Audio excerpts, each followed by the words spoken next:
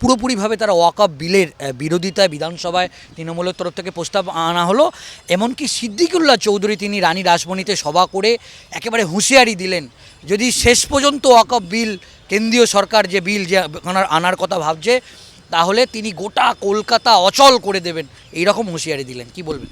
তাহলে বুঝতে পারছেন আমি যে কথাটা কিছুক্ষণ আগে বললাম, গোটা কলকাতা স্তব্ধ করে দেবেন কখন বলতে পারে? আমি তো বলতে পারছি না। আজকে ইভেন তৃণমূলও বলতে পারবে না, সিপিএম বলতে পারবে না, বিজেপি বলতে পারবে না, শুভেন্দু অধিকারী বলতে পারবেন না। তাহলে উনি কখন বলছেন, কীভাবে বলছেন, কেন বলছেন? তার কারণ কলকাতা বা কলকাতার আশেপাশের অঞ্চলগুলোতে আজকে মুসলমানরা এইভাবে তৈরি হয়েছে, জোট বেঁধেছে, জোট তৈরি হয়েছে এবং জোট বেঁধেছে। এবং দ্বিতীয়ত হচ্ছে, আজকে ওয়াকফ বোর্ড নিয়ে তৃণমূলকে এই জায়গায় থাকতে হবে। কারণ তৃণমূল যদি ওয়াকফ বোর্ডের বক্তব্যটা এভাবে না রাখে, আম মুসলমানকে তাদের ভোট টিকে তারা পাবে না। ওয়াকফ বোর্ডের পরিণাম হচ্ছে আজকে মমতা ব্যানার্জির বাড়িও ওয়াকফ বোর্ডের দাবি করছেন। এটা যে আজকে ভারতবর্ষের যত যত সম্পত্তি, আজকে ওরা বলছেন যত আর্মি ক্যাম্পগুলো আছে সব ওয়াকফ বোর্ডের সম্পত্তি। ওয়াকফ বোর্ড আইনটাই তো করা হচ্ছে মুসলমান তোষণের জন্য। সোনিয়া গান্ধী এটা করেছিলেন, কিন্তু পশ্চিমবঙ্গে সোনিয়া গান্ধীর এই যে তোষণ নীতিটা, সেটাকে তৈরি করে ক্যাপচার করে নিয়েছেন মমতা ব্যানার্জি। কিন্তু ঘটনা হচ্ছে ওয়াকফ আইন ভারতবর্ষে চলতে দেওয়া যায় না। এর বিরুদ্ধে যদি কেউ প্রতিবাদ করতে হয়, প্রতিবাদ চালাতে যায়, তাহলে আমার মনে হয় আইনি ব্যবস্থা নিয়ে তাদের জেলে পড়া উচিত। কারণ ভারতবর্ষের জাতীয়তাবাদের সাথে, জাতীয় সেন্টিমেন্টের সাথে কোনো রকম মুসলমান তোষণের আইন থাকবে না। আমরা একেবারে আরেকটা অন্য প্রশ্নে আসছি, সেটা হচ্ছে আমরা দেখেছি শান্তনুদা যে কিছুদিন আগেই বাংলাদেশের ইস্যুতে বিরোধী দলনেতা শুভেন্দু অধিকারী তিনি একেবারে কড়া হুঁশিয়ারি দিয়েছেন এবং তিনি বলেছেন যে যে ভিসা বন্ধের কথা বলেছে, চিকিৎসা ভিসা বন্ধের কথা বলেছেন, পণ্য বন্ধের কথা বলেছেন। এবং ফের আমরা জানি যে বসিরহাটের যে বর্ডার, সেখানেও তারা আবার ফের তারা একটা কর্মসূচি নিয়েছে যে লাগাতারভাবে বিরোধী দলনেতা শুভেন্দু অধিকারী তিনি একমাত্র রাস্তায় তাকে দেখা যাচ্ছে। কি বলবেন?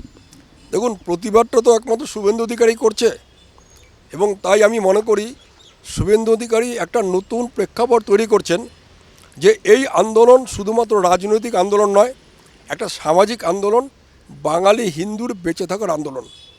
অবভিয়াসলি আমি তো আরও পরিষ্কার করে বলতে চাই, কোনো মুসলমান, বাংলাদেশের মুসলমানকে চিকিৎসা ভিসা দেওয়া উচিত নয়। শুধু তাই নয়, সরকারের ভূমিকা পালন করা উচিত, সমস্ত পলিটিক্যাল পার্টিগুলোর ভূমিকা পালন করা উচিত। হাসপাতালগুলোতে খোঁজ নিয়ে কারা বাংলাদেশ থেকে এসে চিকিৎসা করাচ্ছেন, একটি মুসলমান, বাংলাদেশি মুসলমানকে ভারতবর্ষে বা পশ্চিমবঙ্গে চিকিৎসা করবার সুযোগ দেওয়া উচিত নয়। কেননা ওদের এটা বোঝাতে হবে যে এখানে চিকিৎসা করবার পর বনগাঁ বর্ডার দিয়ে, পেট্রোপোল বর্ডার দিয়ে পার হয়ে ওখানে ভারতবর্ষের অ্যান্টি ভারত জিগির তোলা, এটা বন্ধ হওয়া উচিত। ওরা কিন্তু চিকিৎসার জন্য আরব দেশেও যায় না, ওরা চিকিৎসার জন্য পাকিস্তানও যায় না, আসে ভারতবর্ষে। চিকিৎসা করবার পর ওপরে গিয়ে চিৎকার করতে থাকে ভারতবর্ষের পণ্য বয়কট করতে হবে, ভারতবর্ষকে মারতে হবে। আর কত ইডিয়েট আছে সেখানে, সেনাদের যারা বলছেন, সেনা প্রধানকে বলছি আমি, his N idiot, is nothing but N idiot, যে ভারতবর্ষকে 4 দিনে দখল করবে। আরে শুধু তৃণমূলের কর্মীরা আগে বাংলাদেশকে দখল করে নিতে পারে, আর কিছু লাগবে না, সিভিক পুলিশও লাগবে না। মমতা ব্যানার্জি যে সিভিক পুলিশ চালু করেছেন, সেই সিভিক পুলিশও লাগবে না। শুধু তৃণমূল কর্মীদের যদি মমতা ব্যানার্জি আবার অর্ডার দেন যে আমরা বাংলাদেশ দখল করব, বাংলাদেশ কালকে দখল হয়ে যাবে, এটা তো হাস্যকর ব্যাপার, সবাই জানে। এটা তো বলছেন যে আমেরিকার সঙ্গে তারা যুদ্ধ করবে। তো কত বড় ইডিয়েটগুলো হতে পারে, তার চেয়েও বড় কথা ওই দেশের লোকগুলো কত বড় ইডিয়েট হতে পারে যে ইডিয়েটসিটিকে ওরা এক্সপ্লয়েট করে ওরা ওখানে রাজনীতি করতে চাইছেন। এটা ভারতবর্ষের কাছে সম্ভব নয়। যদি কেউ ভারতবর্ষে এই ধারণা বলে যে আমরা আমেরিকাকে দুদিনের মধ্যে ধ্বংস করে দেবো, বা দুদিনের মধ্যে রাশিয়াকে দখল করে নেবো, বা 4 দিনের মধ্যে চীনকে দখল করে নেবো, যেই বলুক ভারতবর্ষের আমজনতা বলবে ও একটা পাগল। আর ওদের আমজনতা হাততালি দিচ্ছে, ইয়া আল্লাহ বলছে।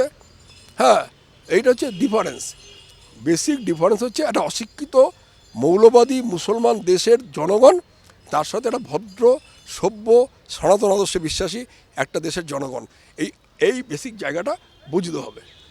শুভেন্দু অধিকারী তিনি একেবারে সাংবাদিক বৈঠক করে একেবারে মোবাইলে তিনি বেশ কিছু ভিডিও দেখিয়েছেন, একদম স্পেসিফিক্যালি বলেছেন যে এ রাজ্যে প্রচুর পরিমাণে রোহিঙ্গা তারা আসছে, তারা বিভিন্ন কলোনিগুলোতে তারা ভেতরে প্রবেশ করছেন, থাকছেন, এবং এই নিয়ে তিনি একেবারে মুখ্যমন্ত্রী মমতা বন্দ্যোপাধ্যায়কে কড়া ভাষায় তিনি আক্রমণ করেছেন যে অবিলম্বে এই নিয়ে যেরকম এটা একটা ব্যবস্থা নিতে হবে, এবং তিনি রীতিমতো ছবি দেখিয়েছেন মোবাইলে। কি বলবেন? দেখুন, এর দায়িত্ব শুধুমাত্র মমতা ব্যানার্জির নয়। বর্ডার দিয়ে যখন ঢুকছে, আমরা বিএসএফ আটকাচ্ছে না, বিএসএফ কেন্দ্রীয় সরকারের। পরিষ্কার কথা পরিষ্কার করে বলা ভালো, 10টা বাংলাদেশি মুসলমান অনুপ্রবেশকারী, আমি বারে বারে বলছি, হিন্দুরা বাংলাদেশ থেকে যারা আসছে তারা অনুপ্রবেশকারী নয়, তারা বাধ্য হয়ে যাচ্ছে জেনেভা কনভেনশন অনুযায়ী তারা এখানে আশ্রিত, এবং আমরা ভারতবর্ষের মানুষ মরালি বাউন্ড ওদের এখানে অ্যাকসেপ্ট করতে, আশ্রয় দিতে। কারণ দেশভাগটা কিন্তু হয়েছিল এই কারণে, যারা মুসলমান আসছে, সে রোহিঙ্গাই হোক আর বাঙালি নাম কস্তে যারা দাওয়াত বলে, গোসল বলে, আব্বা বলে, সেই সমস্ত মুসলমান হোক, বাংলাদেশের কোনো মুসলমান যদি ভারতবর্ষে অনুপ্রবেশ করে উচিত 10টা দেখুন আর কেউ ঢুকবে না। ওরা কেন মারা যায় না? তার কারণ হচ্ছে এই যে একটা ডিপার স্টেট তৈরি হয়েছে এখানে, কমিউনিস্টরা, তৃণমূল, কংগ্রেস, এরা করতে দিচ্ছে না, সরকারকে স্ট্রং স্টেপ নিতে দিচ্ছে না।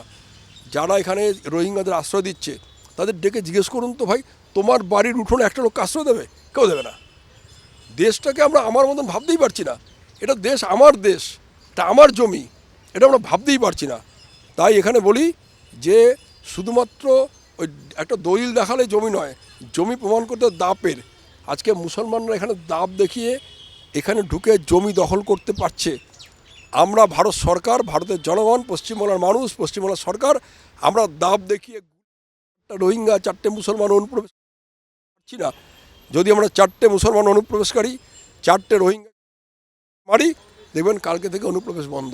আজকে মায়ানমার তো অনুপ্রবেশ হয় না, চীনে তো অনুপ্রবেশ হয় না, রাশিয়াতে তো অনুপ্রবেশ হয় না, ইসরায়েলে তো অনুপ্রবেশ হয় না, তো ওখানে হচ্ছে না কেন?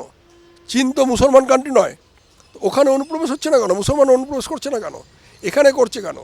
এই বেসিক জায়গাটা যদি আমরা ঠিক না করতে পারি, শুধু মমতা ব্যানার্জির দোষ নয়, এই জায়গাটায় শুধু মমতা ব্যানার্জির দোষ নয়, এটা হচ্ছে সমস্ত সরকারগুলোর দোষ, এবং সরকারের দোষের থেকে বড় কথা আমাদের জনগণের দোষ। আমরা জনগণ সচেতন নই, জনগণ সরকারকে সচেতনতা দিচ্ছি না। আজকাল ইসরায়েলে হবে না, রাশিয়া হবে না, চীনে হবে না, আমেরিকা হবে না, এই ধরনের জিনিস এটা বন্ধ করতে হবে। দরকার হলে বাই ফোর্স, দরকার হলে ইনহিউম্যান ওয়েতে। কেননা ইনহিউম্যানিটি কোনো কোনো জায়গায় দরকার, যেখানে আমার দেশের সুরক্ষা প্রয়োজন, যেখানে আমাদের দেশকে উন্নতির প্রয়োজন, যেখানে আমাকে দেশকে বাঁচানোর প্রয়োজন।